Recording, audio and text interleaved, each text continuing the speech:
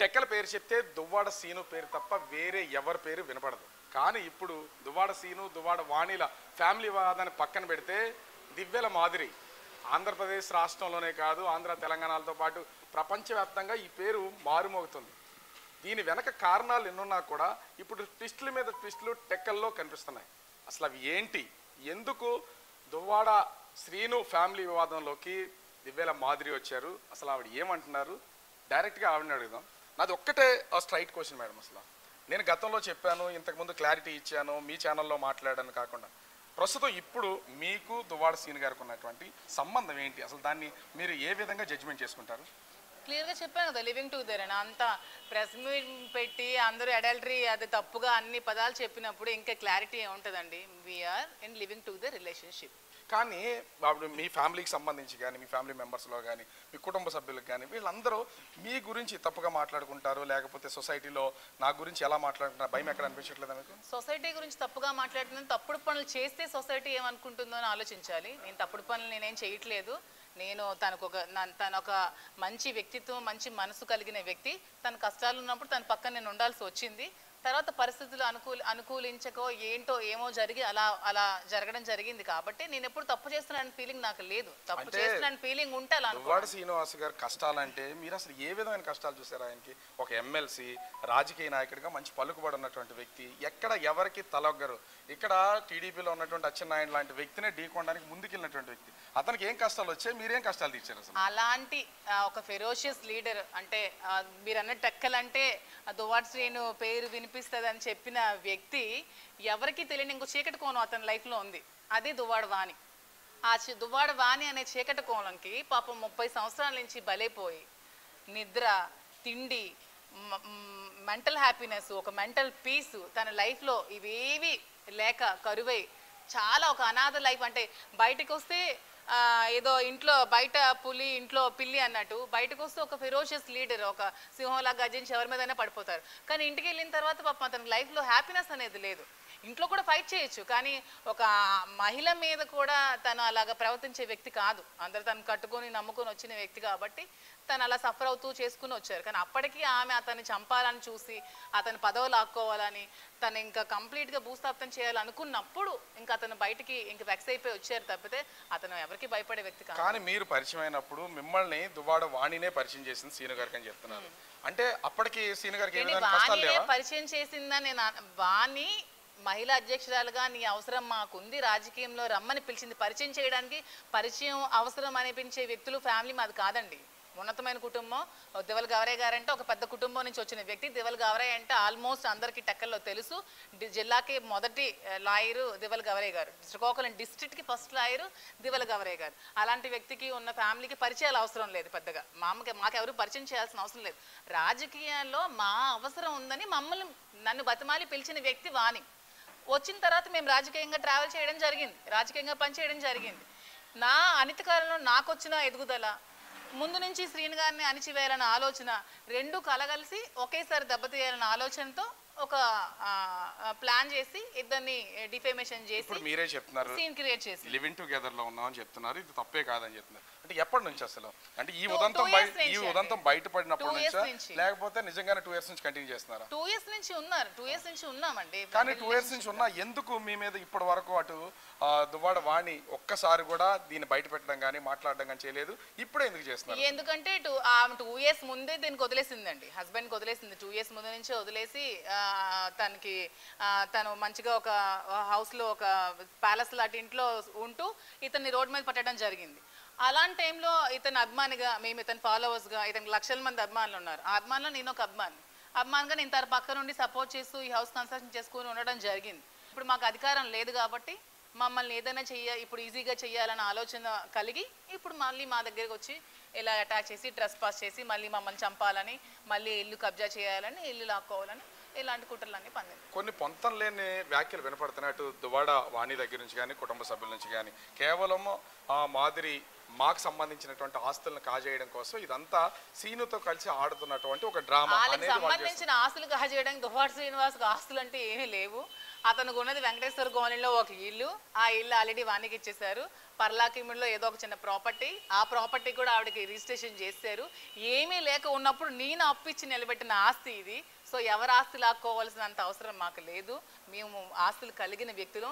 నాకు శ్రీకాకుళంలో ఆస్తులు ఉన్నాయి, నాకు వైజాగ్లో ఆస్తులు ఉన్నాయి, నాకు టెక్కల్లో ఆస్తులు ఉన్నాయి, నాకు ఒక టెక్కల్లో పెట్రోల్ బంక్ ఉంది, నాకు వైజాగ్ స్కై పార్క్లో ఒక 2 crores ఒక మంచి గేటెడ్ కమ్యూనిటీలో ఒక మంచి ఫ్లాట్ ఉంది, శ్రీకాకుళంలో ఒక 3 floor బిల్డింగ్స్ నాకు ఉన్నాయి. మా ఫాదర్ రియల్ ఎస్టేట్, మా ఫాదర్ వాళ్ళ ఫాదర్ ల్యాండ్ లార్డు, మా గౌరయ్య గారు ల్యాండ్ లార్డు.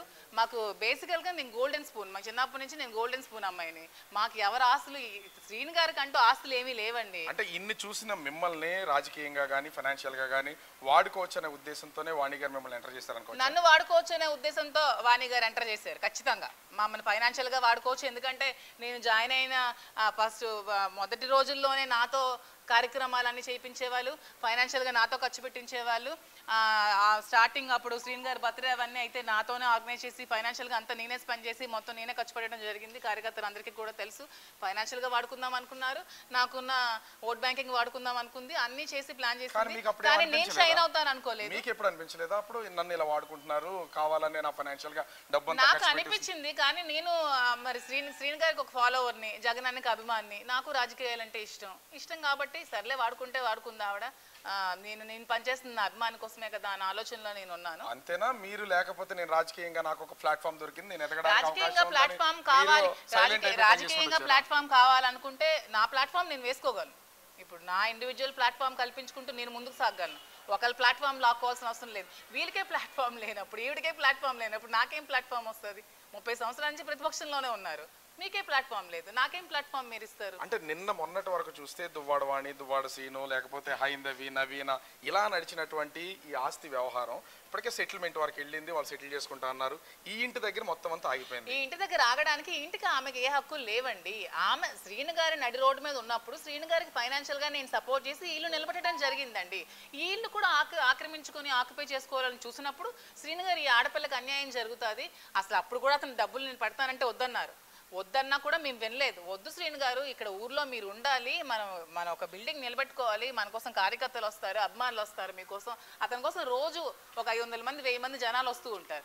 వచ్చినప్పుడు మనకు ఒక ఇల్లు ఉండాలి కదా అని అతను వద్దన్నా కూడా మేము బలవంతంగా సపోర్ట్ చేసి ఈ హౌస్ నిలబెట్టడం జరిగినప్పుడు వీళ్ళు కూడా వచ్చి ఆక్యుపై చేసుకుంటా ఉన్నప్పుడు మరి నేను పెట్టిన పెట్టుబడి నష్టపోతాను కదా. అది కార్యాలయంకి ఉందనుకోండి, కార్యాలయంకి నేను ఒత్తునే ఇచ్చేస్తాను ఇల్లు. అతను ఉంటారంటే నేను ఇచ్చేస్తాను. ఎవరో వచ్చి ఆక్యుపై చేసుకుంటాను, అది ఎలాగ ఆక్యుపై చేసుకుని ఇది కూడా ఆక్యుపై చేసుకుని చూస్తూ ఊరుకోం కదా. అప్పుడు అడగడం జరిగింది నేను శ్రీను గారు. సో నిన్న మొన్నటి వరకు ఆస్తులకు సంబంధించి ఏమీ లేదు, మీరు 2 కోట్ల రూపాయలు ఆయనకి ఇచ్చారు, ఆయన తీసుకున్నాడు, కన్స్ట్రక్షన్ జరుగుతుంది, రాజకీయాల్లో పోటీ చేస్తారు, ఇదంతా జరిగిపోయినటువంటి విషయం. ఎందుకు సడన్ గా ఇప్పుడు మీ పేరు మీద అసలు ఇది రిజిస్ట్రేషన్ చేయాలి? అదే చెప్తున్నాను కదా. ఎందుకు అసలు? అరే కార్యాలయం కోసం డబ్బులు పెట్టి కన్స్ట్రక్షన్ చేసుకుని కార్యాలయం కూడా కబ్జా చేయాలని చూసినప్పుడు రిజిస్ట్రేషన్ చేసుకున్నాను. మీ ఇద్దరి మధ్య ఉన్నటువంటి ఈ రిలేషన్ బయట పెట్టి కేవలం అలా బయట పెట్టారు కాబట్టి సూసైడ్ అనేది ఒక డ్రామా కింద క్రియేట్ చేశారు, కావాలని చేసినటువంటి సూసైడ్ డ్రామా ఏముందండి? డిప్రెషన్ లో ఆమె చేసిన హెరాస్మెంట్ కి కారులో వెళ్ళి యాక్సిడెంట్ జరిగింది. అది దాంట్లో ఏమండి ఎవడైనా చనిపోదామని డ్రామా చేస్తారు. నా కార్ సిచ్యువేషన్ మీరు చూసారా? 25 lakhs కార్ పోగొట్టుకున్నానండి. డ్రామా చేస్తే 25 లక్షలు. చాలా సెక్యూర్ గా అన్ని ప్రికాషన్స్ తీసుకునే జరిగింది. నేను బెల్ట్ పెట్టుకోలేదు, సీట్ బెల్ట్ పెట్టుకోలేదు, నేను ప్రికాషన్స్ ఇంకేం తీసుకుంటాను. ఒక్క నిమిషం, అంటే ఒక ఆడియో లీక్ అయింది. అసలు ఈ ఆడియో నేను ఒకసారి వినిపిస్తాను, చూడండి. స్టార్టింగ్ ఒకసారి పెట్టరా, నాకేమని పిలిచారు?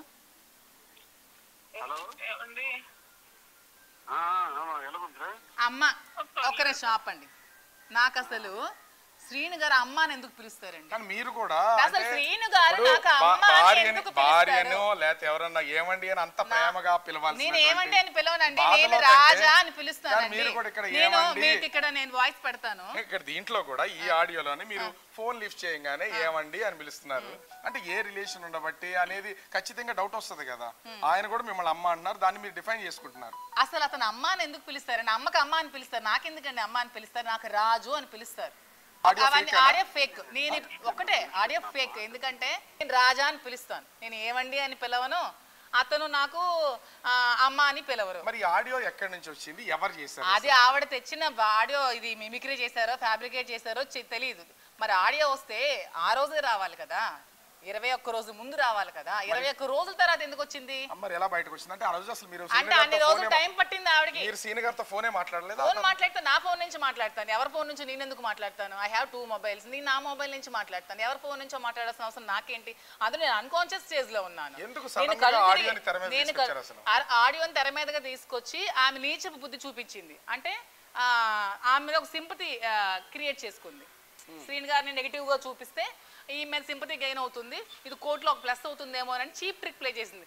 ఇవన్నీ ఎక్కడ ప్రూవ్ అయినవి లేవు, చేసినవి లేదు. అది ఫేక్. ఈ ఆడియోస్ మీద కానీ మీ ఇంటి మీదకి వచ్చిన దాని మీద కానీ మీరు ఏమన్నా ఫర్దర్ గా కోర్టుకు వెళ్ళాల్సిన అవసరం లేదు.